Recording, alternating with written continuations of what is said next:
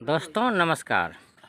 आज घोसी उपचुनाव के मद्देनज़र यहाँ कसारा गांव की दलित बस्ती में बहुत सारे नौजवान बुजुर्ग सब तरह की उम्र के लोग इकट्ठा हैं और थोड़ी देर में भारी संख्या में और भी लोग आएंगे।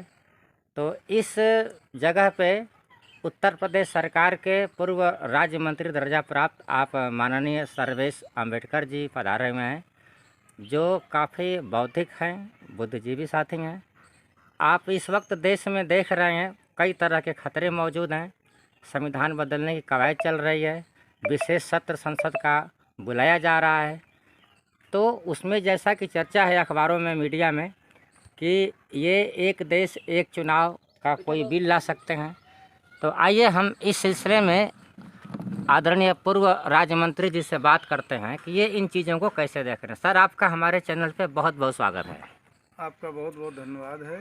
और आपके चैनल के माध्यम से हम ये देशवासियों को बताना चाहते हैं कि भारतीय जनता पार्टी का जन्म ही फांसीवाद से हुआ है। भारतीय जनता पार्टी जब सत्ता में नहीं रहती है तो सरकार को उकसाने का काम करती है, समाज में नफ़रत पैदा करने का काम करती है, और जब सरकार में आ जाती है तो सारे फैसले उसके फांसीवादी होते हैं। फांसीवादी का मतलब भारत के अर्थों में इसका ये है कि ऐसी शासन प्रणाली जो क्रूरता के साथ में हो। ज़रा आसान शब्दों में समझाएं कि कम पढ़ी लिखी जनता भी समझ जाए कि एक देश एक चुनाव का नारा किस तरह फिर देश को गुलाम बनाने की तरफ बढ़ने के एक और कदम है। ये फांसीवाद की तरफ ही बढ़ता हुआ कदम भारतीय जनता पार्टी का है। इन्होंने विशेष सत्र में अगर ये बिल पास करा लिया तो इस देश को फांसीवाद से कोई बचा नहीं सकता है। और अभी भारत के सारे लोग, ऐसे करोड़ों लोग जो भारतीय संविधान में भरोसा रखते हैं, लोकतंत्र में भरोसा रखते हैं, इन सब साथियों ने फांसीवादी ताकत के खिलाफ, तानाशाही सरकार के खिलाफ एक मोर्चा बना लिया है, संगठित हो गए हैं। आज मुंबई में विपक्षी एकता की बैठक चल रही है, जिसको इंडिया नाम दिया गया है। तो ये बैठक चल रही है।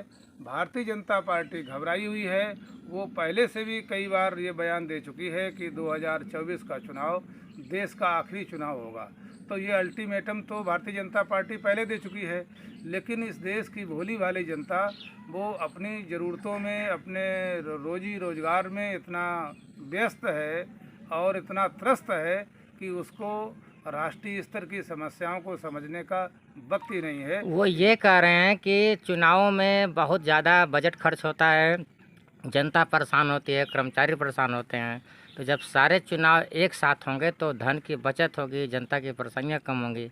तो आप इसे किस तरह, क्या उनका कोई छिपा एजेंडा है? तो थोड़ा आसान शब्दों में समझाइए। हम तो ये चाहते हैं कि इस देश की 85% आवाम जो पिछड़ी है, दलित है, माइनॉरिटी क्लास में है, और अभी भी वो इस देश की मुख्य धारा में शामिल नहीं हो पाई है।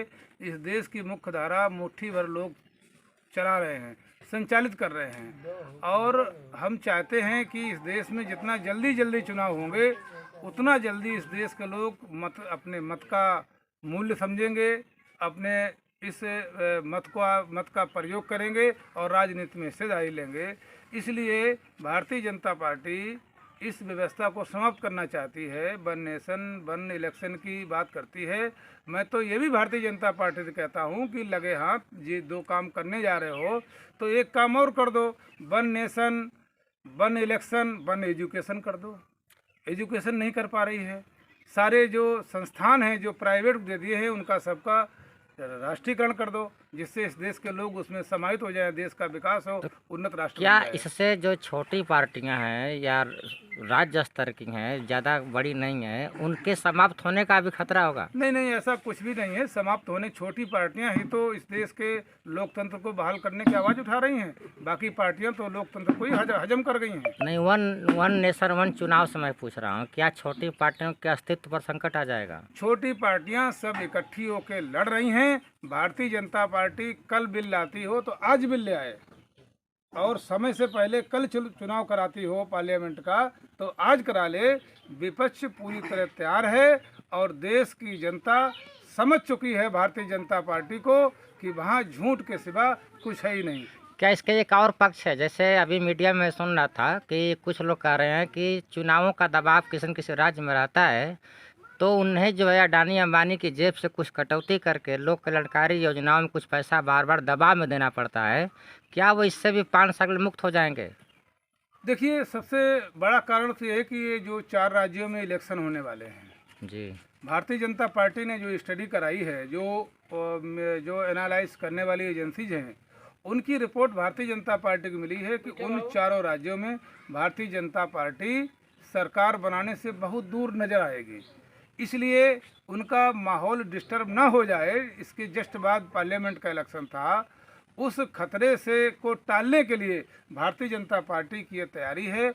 और जहां बजट का मामला रहा है, खर्चे का मामला रहा है, चारों तरफ से भाजपा सरकार शोषण ही तो कर रही है और इस देश की सारी संपत्ति 94% संपत्ति 3 लोगों के हाथ में उसने रख दी है। इस देश की अर्थव्यवस्था डाउन हो गई है, लोगों की रोजी रोजगार चला गया है और रोजी रोटी को लोग तबाह हैं। इसलिए भाजपा को लोग नस्त नाबूद करना चाहते हैं। ये खबर भाजपा को मिल चुकी है। अंतिम सवाल ये है कि उत्तर प्रदेश में इस फासीवादी या सांप्रदायिक सरकार के खिलाफ मुख्य विपक्षी पार्टी समाजवादी पार्टी लड़ रही है, तो आपको क्या लगता है कि समाजवादी पार्टी जनता की उम्मीदों पर खरा उतरेगी? देखिए, समाजवादी पार्टी जब सरकार में रही है, अभी मैं पिछली सरकार की चर्चा करूं जो 2012 से 17 तक रही है, तो समाजवादी पार्टी ने हर सरकार का काम होता है, धर्म उसका होता है कि अपने प्रदेश को जितना अधिकतम विकास की तरफ ले जा पाएँ। माननीय अखिलेश यादव जी विदेश के पढ़े हुए हैं, विदेश का कल्चर उन्होंने देखा है। जब उन्हें इस प्रदेश की सरकार बनाने का मौका मिला तो विश्व में विकास के जो उच्चतम मानक हैं, उन मानकों की तरफ इस प्रदेश को ले जाने का काम किया। इसलिए आज माननीय अखिलेश यादव जी इस प्रदेश का केंद्र बिंदु बने हुए हैं, समाजवादी केंद्र बिंदु बनी हुई है। और जो भारतीय संविधान को खतरा है भारतीय जनता पार्टी की सरकार से, तो उस खतरे से निपटने के लिए, संविधान की हिफाजत के लिए माननीय अखिलेश यादव जी हर स्तर की लड़ाई लड़ने को तैयार तो हैं। आप थे समाजवादी पार्टी के प्रदेश सचिव पूर्व राज्य मंत्री आदरणीय सर्वेश अम्बेडकर जी, जो मऊ जिले में आए हैं और हमारे साथ बातचीत कर रहे थे सांप्रदायिक खतरों पे, फासीवादी खतरों पे। आपका बहुत बहुत धन्यवाद सर, शुक्रिया, थैंक यू।